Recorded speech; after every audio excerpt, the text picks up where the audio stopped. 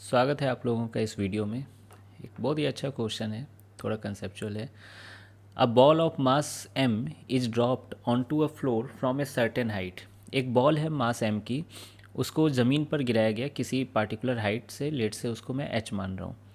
Collision perfectly elastic है, इसका मतलब जितना हाइट नीचे गिरेगी टकराने के बाद उतना ही हाइट ऊपर जाएगी, है ना। ई की वैल्यू 1 है और कह भी दिया है and the ball rebounds to the same height and again falls, और फिर से गिरता है और बार बार ये कंटिन्यू करते रहता है ये प्रोसेस। ऊपर से गिरा है, फिर ऊपर गया, फिर नीचे आया, फिर ऊपर आया, फिर नीचे आया। Find the average force exerted by the ball on the floor during a long time interval. ठीक है, ये एवरेज फोर्स निकालना है। अब ये क्या निकालना है उस पर मैं थोड़ा सा बाद में आऊँगा, पहले मैं कुछ चीज़ें है ना प्री रिक्विसाइड चीज़ें निकाल के बैठ जाता हूँ यहाँ पर। तो सबसे पहले देखिए, जब ये टकराने के लिए आ रहा होगा तो इसके पास कुछ स्पीड आई होगी, कितनी, √2gh। ये कैसे आ रहा है समझ रहे हो ना, v² = u² + 2as, और ये याद भी रखनी चाहिए, √2gh। अच्छा, फिर से वापस ये फाइनल वेलोसिटी जीरो यहाँ पे गया है, आगे नहीं गया है, वो यहीं पर इसी पोजीशन पर गया है, लेकिन मैं बस आगे बना रहा हूँ उसको। ठीक है, कर वो ये काम वहीं पर कर रहा है, इसी लाइन पे कर रहा है। ठीक है, मैं बस बना रहा हूँ आगे। तो ये ऊपर जो गया है मतलब ये वेलोसिटी पलट गई होगी। अब ये वेलोसिटी पलट गई होगी, कितनी हो गई होगी, इतनी ही हो गई होगी। आपने पढ़ा है इलास्टिक कोलिजन होता है, यू से आप टकराते हो किसी दीवार में तो ई यू से आते हो, ई की वैल्यू 1 है, तो √2gh से ही जाओगे, तभी तो आप एच हाइट ऊपर जा सकते हो। फिर यहाँ पे रुका, फिर वो नीचे आया होगा, और कितने स्पीड के साथ, √2gh के साथ। ठीक है, फिर वो यहाँ से √2gh टकराने के बाद फिर √2gh से ऊपर गया होगा, और फिर इसकी फाइनल वेलोसिटी यहाँ पे क्या हुई होगी, जीरो हुई होगी। आई बात समझ में। तो ये प्रोसेस कंटिन्यू हो रहा है। दूसरी बात, मैं टाइम निकालना चाह रहा हूँ। ठीक है, उसकी मुझे आवश्यकता पड़ेगी आगे सॉल्यूशन में। यहाँ से यहाँ गिरने का टाइम कितना होगा, तो देखिए v², ऐसा कर लो, कौन सा फॉर्मूला लगा लो, v = u + at कर लो। ठीक है, v = u + at। v की वैल्यू √2gh है, u 0 है, एक्सीलरेशन कितनी है, g है। तो साफ दिख रहा है टाइम की वैल्यू जो हो जाएगी √2gh/g हो जाएगी, यानी √2h/g। ठीक है, तो नीचे गिरने का टाइम जो होगा, यहाँ से यहाँ गिरने का टाइम, वो कितना होगा, √2h/g। ठीक है, रूट सबके लिए है, ये टाइम होगी। आई बात समझ में। या आप डायरेक्ट भी कर सकते थे कि √2gh को मान लीजिए v मान लें, तो v/g होती है ना ऊपर जाने की टाइम, तो वैसे ही आप ऐसे भी कर सकते थे। तो खैर, टाइम पता चल गया, नीचे गिरने का भी यही टाइम है और ऊपर जाने का भी क्या है, यही टाइम है ना। ऊपर जाने का टाइम भी √2h/g है। चलिए, अब हम लोग आते हैं अपने वापस क्वेश्चन पर। क्वेश्चन कह रहा है find the average force exerted by the ball on the floor during a long time interval. एक बड़े अंतराल पे एवरेज फोर्स बॉल फ्लोर पर कितना लगा रहा है। ठीक है, फ्लोर पर कितना लगा रहा है, उसके लिए मैं पहले बॉल पर कितना लग रहा है वो निकाल लेता हूँ। ठीक है, तो ऑन बॉल अगर मैं बात करूँ, ठीक है, या आप सीधा फ्लोर पे भी निकाल सकते थे माइनस करके, चलिए मैं बॉल पे कर लेता हूँ। तो एवरेज फोर्स कितनी लग रही होगी, है ना, इस कॉलिजन की वजह से, है ना, ये वॉल जो लगा रहा है ना, फ्लोर जो लगा रहा है, वो change in momentum by time होगा। इतना तो आप समझते हो, change in momentum by time.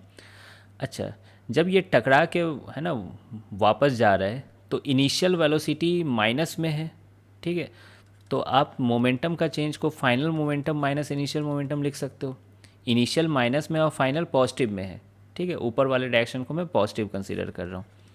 तो देखिएगा, तो मैं सही लिख रहा हूँ क्या, फाइनल कितना हो गया, √2gh/g mass into velocity minus mass into फिर इनिशियल वेलोसिटी कितनी है, √2gh और माइनस जे कैप में।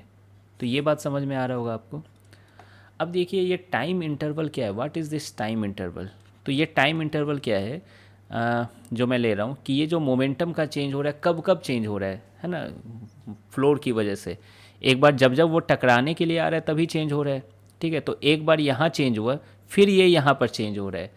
तो क्वेश्चन है कि दोबारा जब ये जो चेंज हो रहा है तो कितने अंतराल में वो चेंज हो रहा है। जैसे एक बार यहाँ पे चेंज हुआ, ठीक है, छोटा सा टाइम में, dt टाइम में यहाँ चेंज हुआ, फिर उसके बाद वापस यहाँ चेंज होने के लिए आया है, तो ये कितना समय लगा, पहले ऊपर गया फिर नीचे आया, तब तो फिर से दोबारा चेंज हुआ। तो डेल्टा टी क्या है यहाँ पर कि ये जो चेंज इन मोमेंटम हो रहा है कितने टाइम इंटरवल में हो रहा है, आई बात समझ में। तो time interval between consecutive change, between consecutive, direct लिख देता हूँ, कंजिक्यूटिव डेल्टा मोमेंटम का चेंज।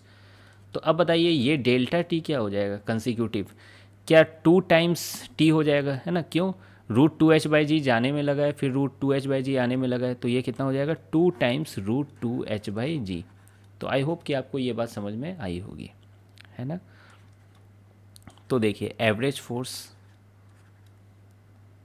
इन दोनों को जब आप सब्ट्रैक्ट करोगे तो इत्तेफाक से ये जुड़ जाएंगे, क्यों, माइनस माइनस प्लस होता है। तो 2m√2gh, है ना, J cap divided by delta T कितना हो जाएगा 2√2h/g। ठीक है, अब आप देख सकते हो √2h ये कट जाएंगे और ये √g ऊपर जाकर √g से मल्टीप्लाई होकर g बन जाएगा, ये 2 भी कट जाएगा, तो ये आ रहा है mg जे कैप। ठीक है, तो ये on ball mg J cap आया। हमें क्या करना है, ऑन फ्लोर, है ना, on floor, on floor average force कितनी होगी, इतनी ही होगी, बस अपोजिट डायरेक्शन में होगी, तो mg माइनस जे कैप में होगी। क्लियर है ये चीज़। तो देखिए एक साइकिल में, है ना, मतलब एक बार जब ये टकराया तो इतना चेंज हुआ, ठीक है, इतना फोर्स लगा, बार बार यही चीज़ रिपीट हो रही है, तो एवरेज शब्द का मतलब ही तो यही होता है ना, जो आप एक काम कर चुके हो बाद में फिर से आप वही काम कर रहे हो, फिर से वही काम कर रहे हो, तो एवरेज आपकी थोड़ी बदलेगी, वो तो उतनी ही रहेगी। ठीक है, तो आई होप कि आपको ये चीज़ समझ में आ गई होगी। आप डायरेक्ट भी कर सकते थे कि फ्लोर पे, है ना, डायरेक्ट इसी को लिखते, साइन बस उल्टा कर देते, ऐसे सोचते कि फ्लोर को कितनी इम्पल्स मिली, तो 2mv हो जाता और टाइम इंटरवल से डिवाइड कर देते, आंसर मिल जाता। ठीक, अब देखिए इसमें क्या क्या थोड़ी सी मिस्टेक हो रही होगी सोच में, है ना, कि यहाँ जो टकराया है तो जो फोर्स लगी है वो इम्पल्सिव फोर्स होती है, ठीक है, लेकिन वो इम्पल्सिव फोर्स शॉर्ट ड्यूरेशन के लिए लगती है। ठीक है, और इनफैक्ट वो इम्पल्सिव फोर्स की एग्जैक्ट वैल्यू क्या होती है वो भी नहीं पता होता है, हम लोग उस इम्पल्सिव का भी एवरेज ले लेते हैं उस शॉर्ट ड्यूरेशन के लिए। तो अगर वैसा काम करते हम लोग, तो वो जो इम्पल्सिव फोर्स लगती उसको हम लोग लिखते, ये 2mv कर देते बाई वो जो छोटे से time interval dt time interval के लिए जो फोर्स लगी, है ना, dt टाइम जो लगा ना, ये कॉलिजन के लिए जो टाइम लगा, एकदम छोटा सा टाइम इंटरवल, आप समझ रहे हो, बॉल टकराया और टकराने के बाद जो जा रहा है उतना छोटा टाइम, तो ये इम्पल्सिव फोर्स बताता है हमें, है ना, उसका मैग्नीट्यूड। क्लियर है ये चीज़। तो ये बहुत ज़्यादा होता है, बहुत ज़्यादा होता है ये इम्पल्सिव फोर्स, है ना। लेकिन ये जो एवरेज फोर्स आई वो कितनी आई, mg, मतलब कोई फ्लोर से पूछे कि तुम पे कितनी फोर्स लग रही है, तो वो क्या बोलेगा, देखो कभी कभी तो मुझ पे कोई फोर्स नहीं लग रही है क्योंकि बॉल तो हवा में है, लेकिन कभी कभी बहुत ज़्यादा फोर्स लग जा रही है। ठीक है, फिर उससे पूछा जाए अच्छा बता दो एवरेज कितनी लगी, मतलब कभी कभी तुम ज़्यादा सह रहे हो, फिर कभी कभी बिल्कुल भी नहीं लग रही है, एवरेज कितनी लग रही है, तो एवरेज का आंसर mg होगा। ठीक है, तो इस कंसेप्ट को आप बहुत अच्छे से याद रखिएगा, कई एग्जाम्स में आपको ये क्वेश्चंस मिल सकते हैं देखने को। ठीक है, बहुत ही अच्छा क्वेश्चन है ये। ठीक है, बाकी एक और तरीका है कि एक लाइन में भी लिख सकते हो कि नेट एवरेज फोर्स, सिर्फ अगर इसको इंटीग्रेट करके करो तो वो 0 आ जाता है, छोड़ो वो सब हटाओ, यही सबसे बेस्ट मेथड है ना, आप इसको ऐसे ही याद रखना। ठीक है, तो देख सकते हो जो मास m है बस mg कर देना है, इसको याद ही कर लेना है, एक है ना, एक रिजल्ट की तरह याद कर लेना, क्योंकि हो सकता है एग्ज़ाम में आप इतनी चीज़ें नहीं सोचने का मन करेगा आपको। बाकी आई होप कि आपको ये सॉल्यूशन समझ में आ गया होगा, मिलते हैं फिर नेक्स्ट वीडियो में।